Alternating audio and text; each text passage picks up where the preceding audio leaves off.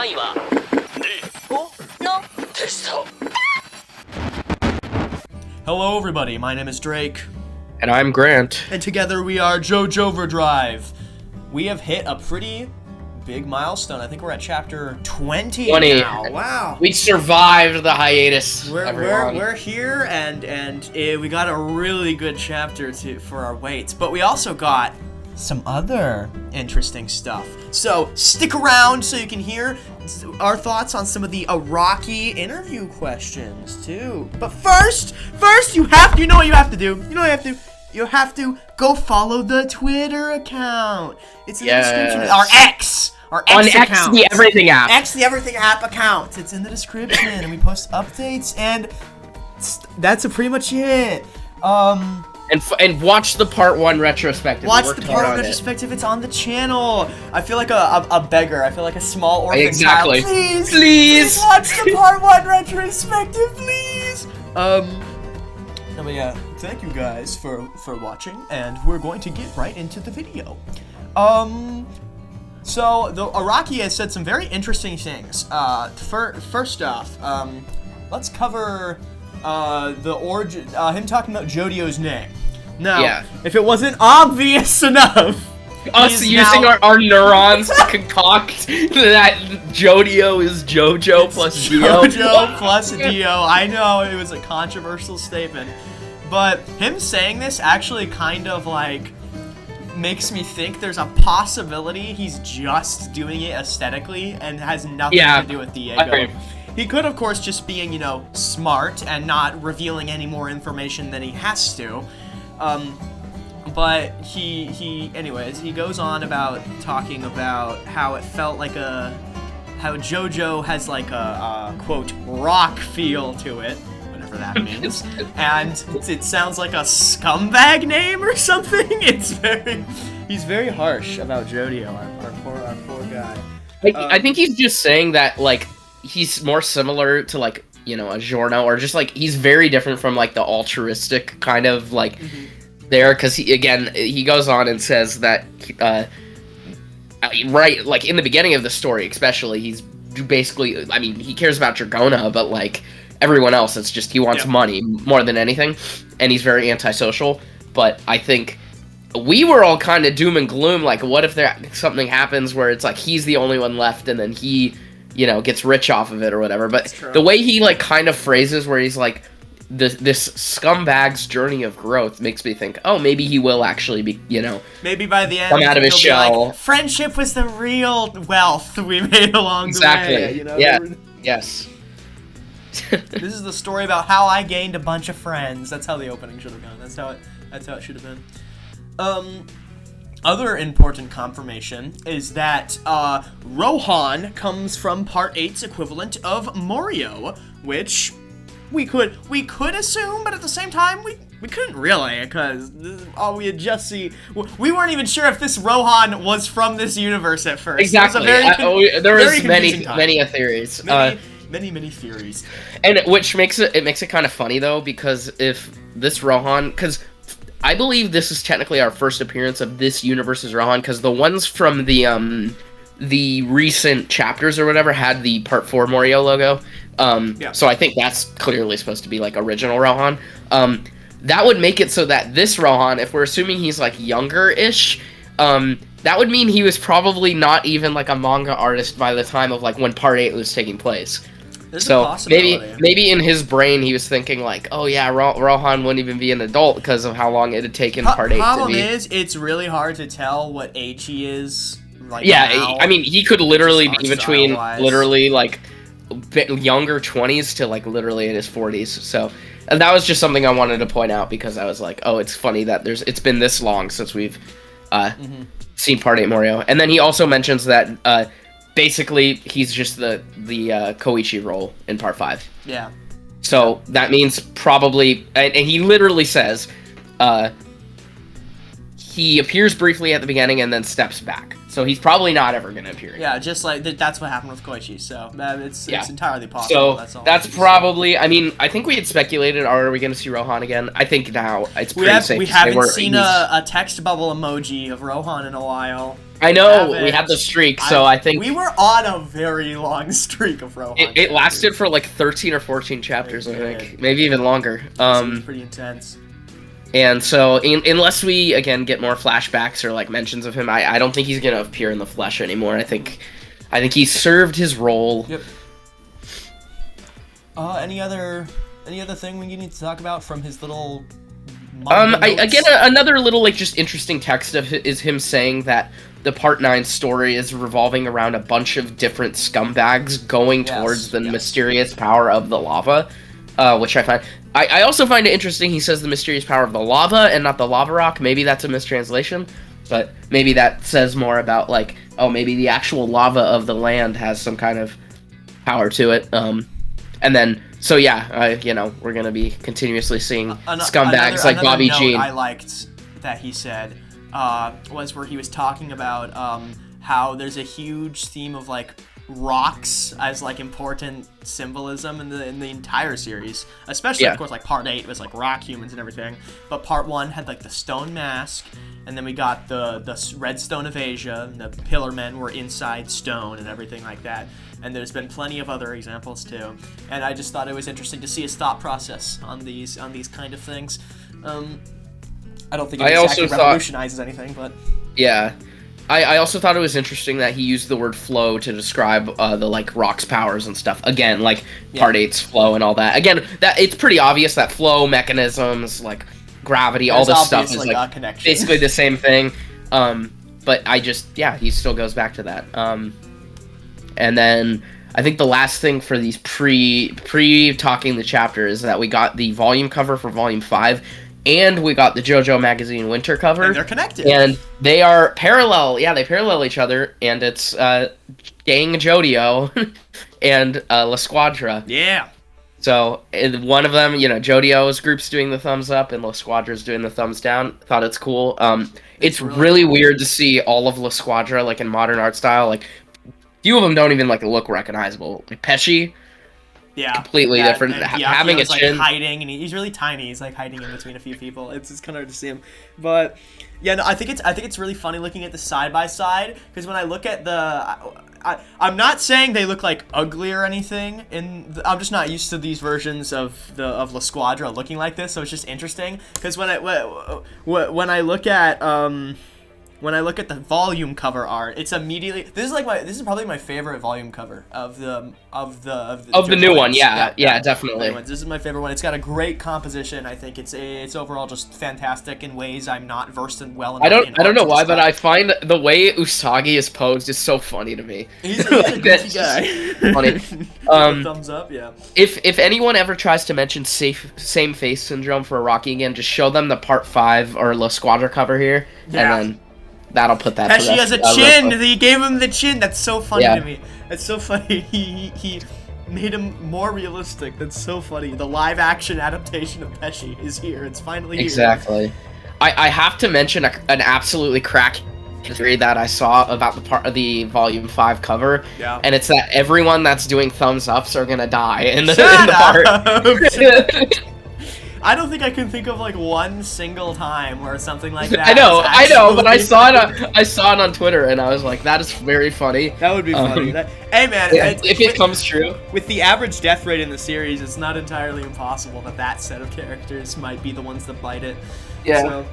Charming man, victorious. Yes! Someone said he's doing a thumbs up behind his back, and you can't see it. We're gonna get the extended version of this arm. We're gonna be like, no, Charming, stop! Anyways, I think we should actually talk about the chapter, which is why we're here. Allegedly, yeah. It seems like this may just be the end of this arc. Kind of happened. I think it is, yeah. Like, I thought we were going to get at least one more chapter. I'm glad we didn't. This was kind of a slower paced one. I liked the way it was paced, but Bobby fraud. I think if it happened for like one more time, it would have been a bit too slow for my taste. So I'm glad it ended here, because I felt like we were slowing down for a second. But nope, Araki knows what he's doing, surprisingly. So this kind of it's a very cool, intense sequence with Bobby Jean trying to locate dying Usagi in the stalls, whatever. Very classic kind of action sequence trope where the person is hiding in one of the stalls and the attacker doesn't know which one he's in and he has to find him. Very fun stuff. We get a lot of cool imagery with the bullets. If I do have to complain about one thing with Glory Days, is that Glory Days, I hate to say this, Glory Days may be just the most fraudulent stand of this entire part. Yeah, okay? Exactly. Glory Days might just be worthless. This is just a guy with a gun. I have not seen a single instance of Glory Days in this entire section that has its ability has proved like useful. Like he set the I guess he set the trap like once where he shot the bullets from behind him. One that ended up missing, but anyways, it still was a bit useful. But like, you could just turn around and shoot them. You just shoot them with your gun. Why does he have slow bullets? It's so confusing. But at least it looks cool, and that's really what matters in my heart. Yeah, I agree. I think it is really funny just how much he shoots, and then it's like the bullets feel like they do like no damage. Yeah, they pretty much he misses a lot. I really liked in this chapter November Rain, like the rain. It reminded me of Tusk Act 4's like wall. Yeah. Kind of. Yeah. Or like breaking through Love Train and stuff. Yeah. Yeah. It's definitely giving me that vibe, and also us literally having Bobby Jean say out loud, basically, or what I'm saying is like say out loud the abilities of November Rain, and that felt like Araki. Okay. That felt like Araki kind of like this is the clarifying it for the audience, like 100%. This is what it does. This is the most we've ever gotten information-wise directly from a character in universe.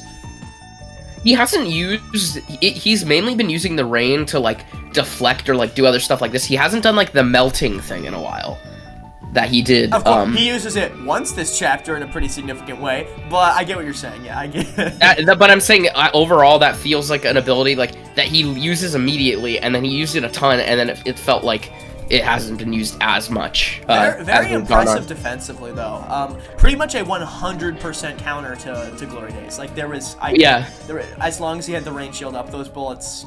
But it doesn't feel like it's in a way where it's like not cool. Like I don't know. It feels really like deserved because it's still like Glory Days is still affecting Jodio and stuff. Glory Days destroys like the environment around him and it causes it, and along with the combination of Bag's Groove. That's kind of why Bag's Groove is here to provide even more pressure. Yeah, but he breaks the toilet and he falls down on the ground and is pretty much incapacitated due to Bag's Groove, and so he thinks he has the final shot on him. And then Bobby Jean goes into kind of a monologue about Howler and the lava rock and whatnot. I'm kind of... It kind of seems like Bobby Jean wasn't entirely aware of the lava rock's power, which makes sense, I guess.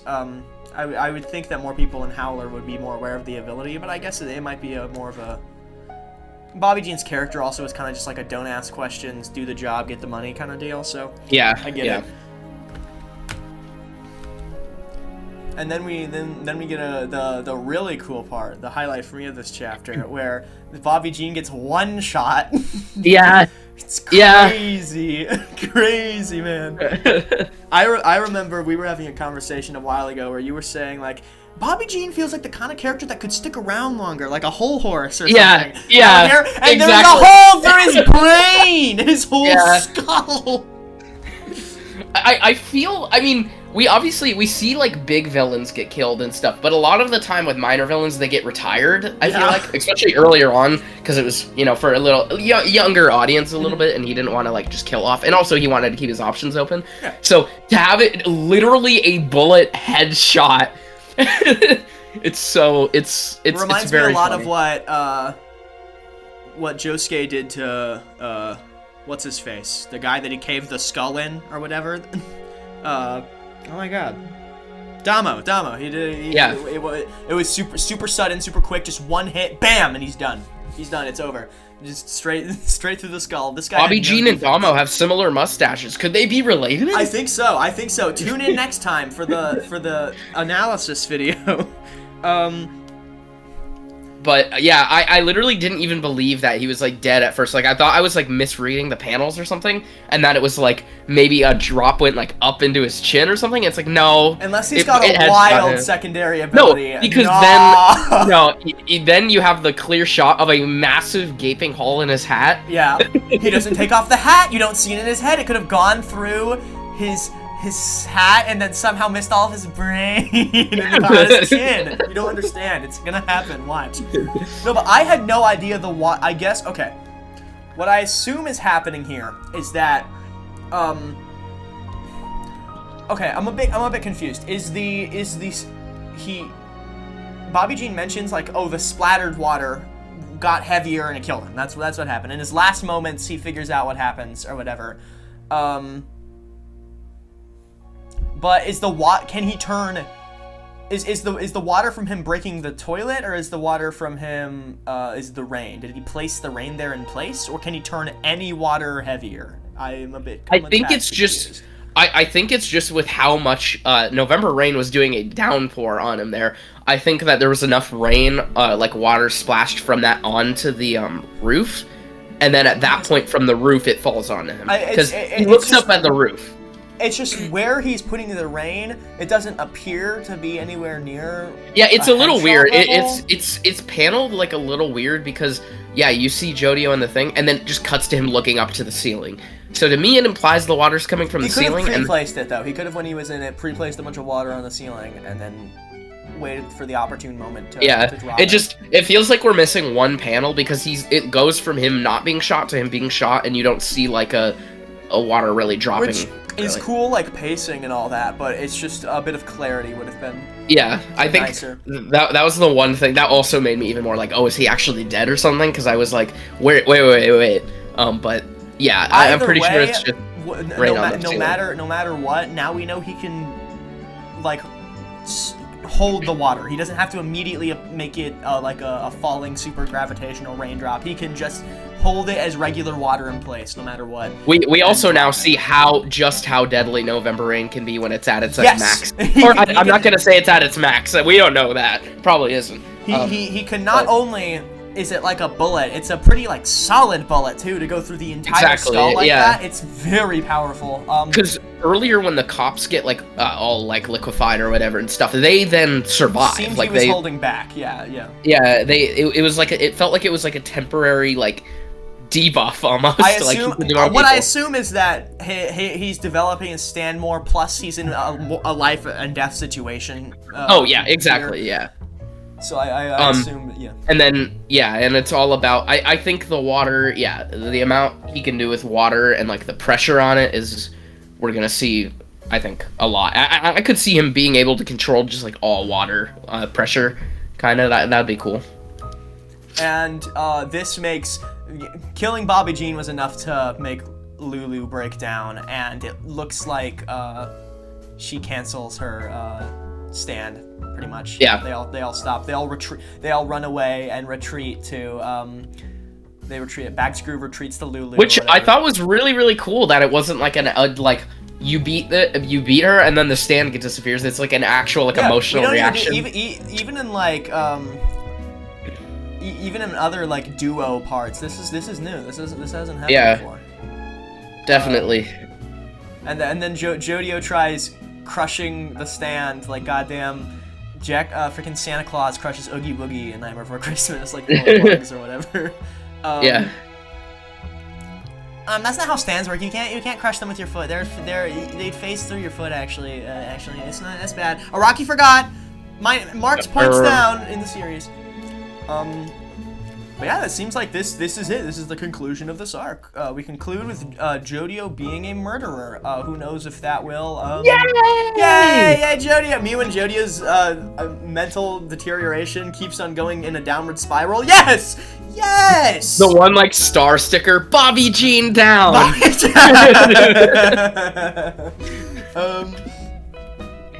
Yeah, but who knows? Lulu might come back in the future. It's possible, but I don't see it for now. Drake here from the future editing this video. So we both somehow missed this or whatever.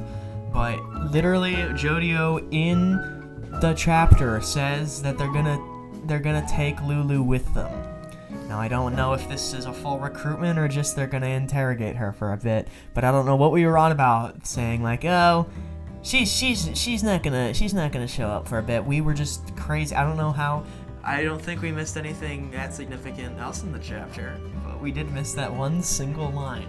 That's what we get for recording this a couple days after we read the chapter. Okay, back to the video. I definitely think it's possible. I just think, I don't know if he would want to reuse a stand battle. Like, in terms of thinking in an actual story perspective, like, he wouldn't want to reuse Bag's Groove, but, like, from a character perspective... He hasn't really done that since Whole Horse Boingo. That's, like, the last time I can really remember it, I guess. Ignoring fights that are, like, two characters we've already, like... Or, like, fighting the main villain earlier on or something, like Kira or something like that, yeah. Yeah, I think... Yeah, and then we go here. The police raid the place. You got here a little late, buddy. Yeah. And then we got Paco in the ICU right next to Jobin. yeah, shut the hell up. I'm gonna put up the image on screen. Here's the Jobin image. This is real. This is actually for you filthy part skippers. This is actually real. This is in the chapter. It's there. Go read it. Same with Speedwagon later on. Speedwagon's in the chapter. That was so funny seeing all the people react. Like, is this real? Is Speedwagon actually in here? This is gonna be I saw people being like, oh, I gotta read part 9 now. I'm like, that's it. Yeah, the jingling keys. Ooh, Speedwagon. Ooh, Speedwagon. Part 9. Is that hey, whatever it takes. Honestly, I don't care at this point. Until they get to the chapter and then they go, like, no. The doctor or whatever compliments Paco's physique, which is very funny to me. Like, bro, you're ripped, dude. Like, what are you talking about, bro? Be professional. Wow, your physique, it reminds me of rock humor. It reminds me of this human I knew who was quite rocky. His name was Toru. Yeah, he was a doctor. He was a doctor.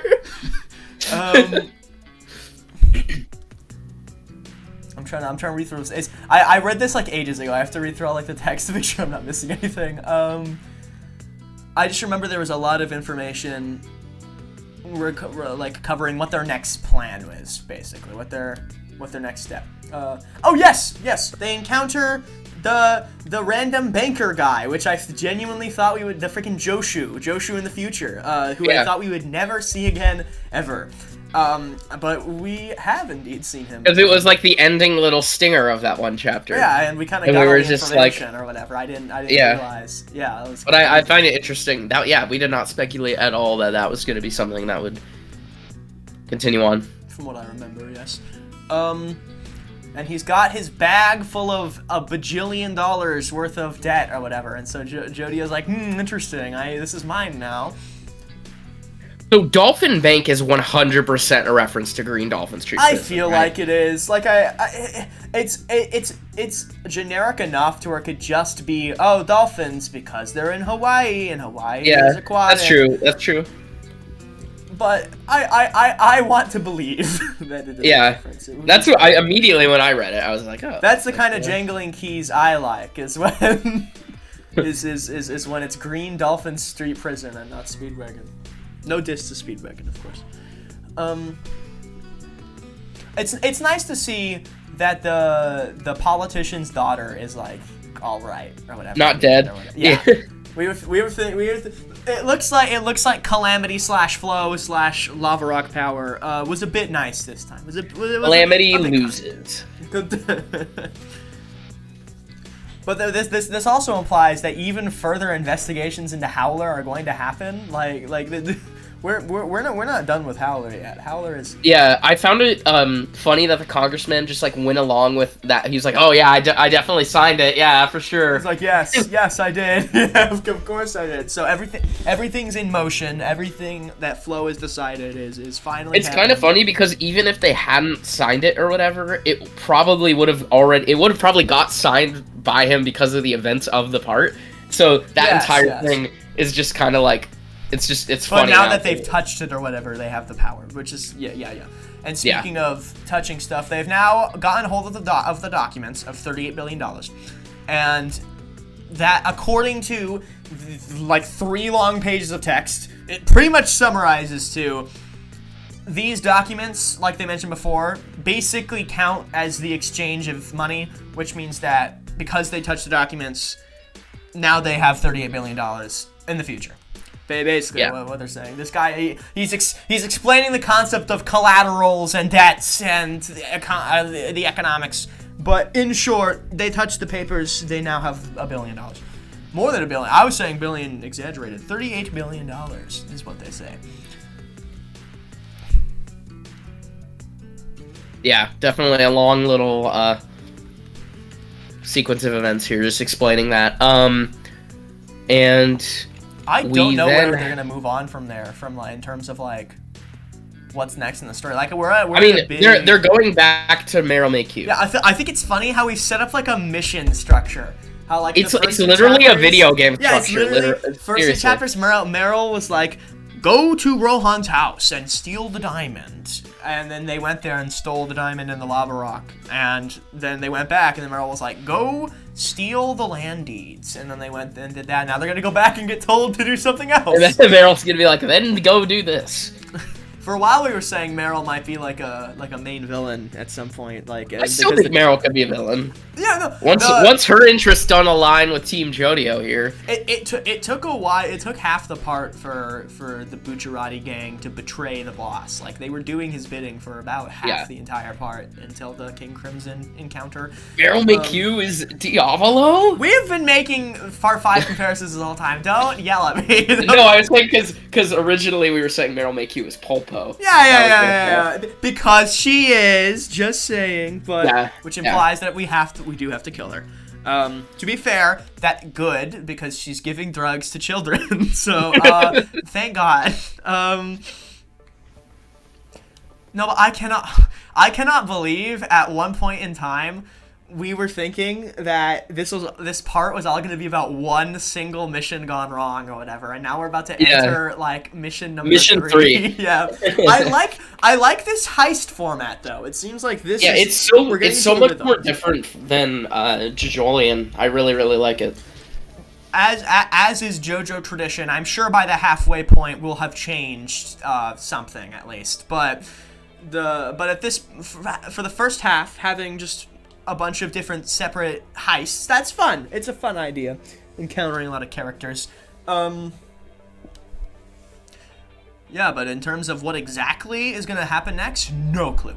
Absolutely no. We're at a big turning point. I don't know. I mean, they have this money apparently coming their way. Howler's obviously going to be a huge deal. Yeah, we still have to see Akka. We haven't seen him in a while. Akka, he's the main villain. Come on. I know. I am going like more on that side after this chapter. He's about to steal $38 billion for him. Be real. Be 100%.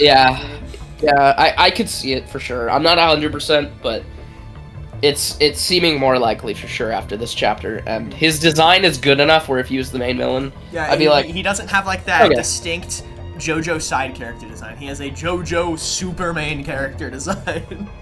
Yeah. It's nice to get a possible villain this early on after the Toru incident. Yeah. It's even regardless, the Howler Company is clearly the main villain right now. Yeah, so the main villain faction. Akka gets killed, and then his like evil twin brother comes out. He's like, "I'm the actual main villain." Yes, it's me, Gyro Zappelli too. It's the Junior. I have the spin, like from Part 7. They're gonna be like, my last name is actually Howler Zapelli. Zapelli, yes, of course. How could we have not guessed that? He does have the hair, and he's from Italy. Okay, I can't let go of that. I can't. Can't. How am I the Italy thing is really just like I know Araki loves Italy, but man, yeah. We have a great chapter, and we're not on hiatus. We're not. Isn't that wonderful? Isn't that beautiful that we're gonna get a chapter next month? Is next month? I just remember. Is next month our 2-year anniversary? Yes. 2 years. Yes. Okay, cool. We're gonna because have we started a month before video for JOJOLands was announced or whatever. Yes. Or oh my god. Came out 2 January. years ago. No, yeah. so we'll have some special video or two. We'll have stuff. There will be things. JoJo Drive will never end. Will never, ever. Even if we die, we'll flow our Joestar spirit into our project. AI generated chapter reviews. Exactly. That's about everything I have to say. I think that's all I have to say too. Well, thank you guys for watching. Did you know that there's a subscribe button? If you're at this point in the video and you're listening to this, I don't understand. Like, I literally wouldn't not even understand. Like, just go. You might as well hit it. Like, look. You know, all these times that they say to subscribe or whatever, and then you don't. Like, I get it for, like, all the other YouTube channels. Like, keep doing that, but for us, specifically... See, the other stupid YouTubers say that at the beginning of the video, which I think, actually, I said that at the beginning of the... Whatever. But they're rude and mean. We are not feeding the algorithm because we're saying it at the end, which is objectively like, worse. Or at least superior. We value you listening. That's right. I'm forming a parasocial relationship with you right now, you see? You are our best friends of all time, and you should subscribe because of that. Alright, I think that's it. I think that's good. Alright, this is JoJo Overdrive. Signing off.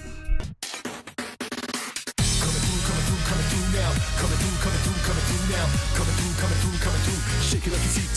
Overdrive. Coming through now. Coming through now. Coming through. Watch where you're going. Overdrive. Let the downside up to top notch. Whatever haters do. Hot top.